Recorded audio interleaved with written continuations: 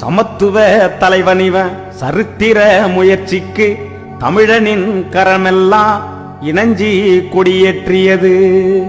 அரசியல் ஆதிக்கத்தால் ஆண்டாண்டாய் மறைக்கப்பட்ட தலித்துகள் உரிமைகளை போராடி மீட்டு தந்தான்.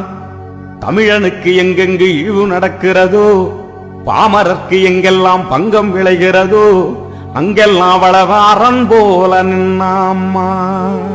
சோறுண்ண நேரம் இல்ல, அவனுக்கு தூக்கம் துளியும் இல்ல.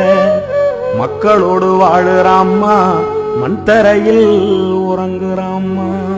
தம்பிகள் தரும் உணவ அவன் மன நிறைவா உண்ணுறாம்மா.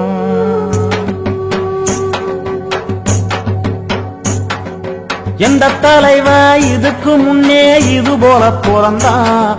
எவன் இவன் போல இருந்தான், எவன் இவன் போல இருந்தான்.